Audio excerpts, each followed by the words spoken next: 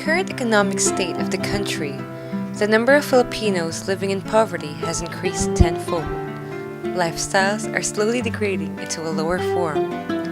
But the Filipinos' conviction, their dream to rise from their current state of living, still burns. To most, possessing a great amount of wealth is the key, forgetting that they have to start small. To them, the 1 peso coin isn't a milestone anymore, just extra change. So the question we face now is, what value remains of the 1 peso coin? Or better yet, does the peso still have value? We went off to different places in Metro Manila in order to get random people's answers to that elusive question. What is the value of the peso? Wala nang halaga ang piso ngayon. Wala nang value. Kasi wala bilhin. Kaya wala na. Mga bata nga ayaw ng piso. Siyempre, mahalaga sa akin ang piso.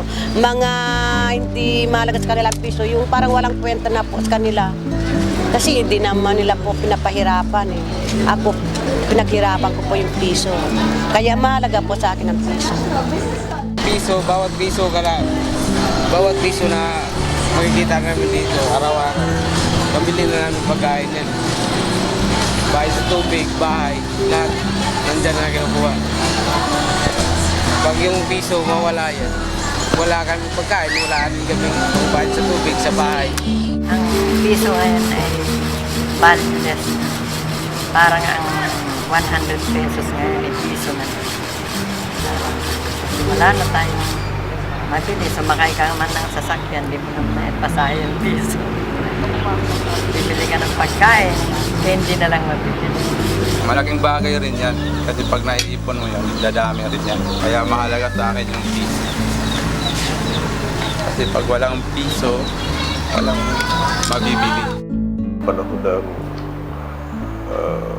American occupation, 1 peso could buy you about half a caban of rice. So 1 peso. Bago magkaroon ng EDSA Revolution, 1984, 83, I remember the exchange rate of the peso was about 7 pesos to $1. Tapos, immediately nag-depreciate ng 11 pesos to $1 yan. So, nagpanic ang mga tao. Despite hearing those inputs, we still had to prove that people, or some of them, still knew the value of the peso. In order to do that, the team set out to conduct an experiment where 1 peso coins were dropped in certain areas to see if people would stop to pick them up. Halimbawa, naglalakad ka ng kalsada at nakita kang piso, dadamputin mo yan eh. Kasi you cannot complete the 100 pesos without 1 peso. Kaya ang piso, isang piso na ganyan, pagsamasamahin mo 1 peso everyday, mag-ipon ka sa alkansya mo ng 1 peso everyday, you are going to save 365 pesos in 1 year.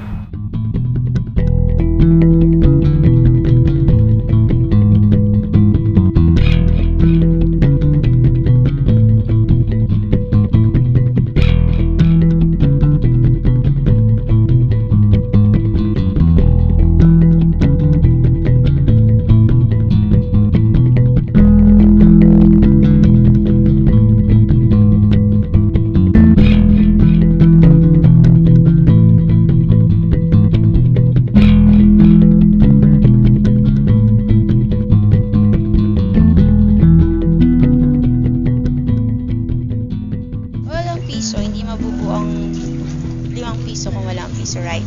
So yung piso mahalaga kahit hindi na napapansin ng mga tao kasi walang halaga yung piso. Pero sa akin, kasama dito sa pamasahe, araw-araw, pinaghihirapan din ng mga tao to eh. So, piso mahalaga. Nakita ko siya kung mikinang. So, ibig sabihin, lucky. May tutulong pa rin ta, di ba? Yun. Kaya importante po, gift from God, piso lang tayo, di ba? Kahit piso lang, may tutulong pa rin. The experiments in each location took more or less an hour to finish, and only a few out of the number of citizens that saw the coin chose to pick it up. Baka marami silang pera. O kaya iniisip nila baka merong may-ari ng piso na yun. O na kaya nahihiya na damputin yung piso. Baka iniisip nila nanonood kayo kaya hindi nila dinadampot yung piso. Diba? O kaya hindi nila dinampot. Pero ako, eksperimentuhan yun. Dadamputin ko yung piso. We went to a place in Caloocan City called Ascoville and met someone whose job earned him only a few coins a day. Kuya Robert, or Warley, as his friends and family like to call him, who works on the streets for a living. Malaki na tutulong sa amin ng pagbabarker niya. Yung kahit pa barya-barya lang nakukuha kasi ito kami nakakakuha ng pagkain namin araw-araw. Number 1 na mahalaga sa amin niya kasi sa amin mahihirap.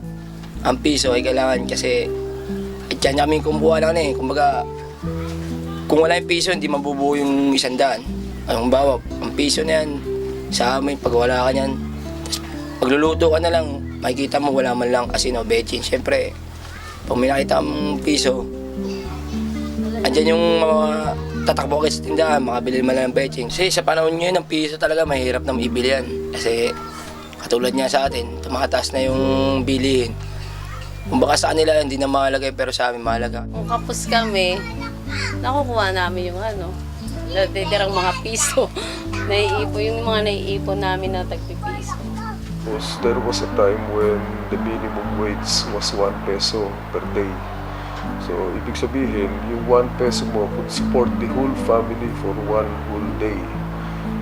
Minsan magbibigyan 50 lang, kalahating bigas lang, tapos itlog, ganyan, yun lang na ulam namin. Pero pagka minsan naman malaki-laki, yun, nakakain kami ng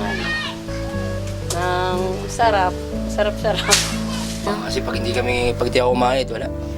Uutomin yung pamilya. There are a lot of people out there, like Warley, living off the small amount of money, the 1 peso coins that they earn every day. So we asked them what they have to say about those who don't see and understand the value of the peso. Tumingin-tingin lang sila uli sa dati nilang pinanggagalingan dahil ang piso na iniwan nila sa susunod yun din ang babalikan nila. Aside from the many benefits of a peso coin that we can use for ourselves, its value is also significant if we share it with others, just like the victims of the recent Typhoon Yolanda. Even a small peso donation could have a huge impact on the lives of the people that were affected by the storm. Because if you think about it, to someone who has lost so much, something so small could mean the entire world. We all have to start somewhere. Something cannot be completed, or sometimes even begun, if there's a piece missing. It's a combination of the smallest things that make up a whole. That's what the peso is, a part of something greater. And although some people might not consider it, or might not have realized it yet, it is the very 1 peso coin that they continue to work hard for, that they need in order to make a better living. And with the fast-changing economy of our times, we need it now more than ever. So now the question is, do you value the peso?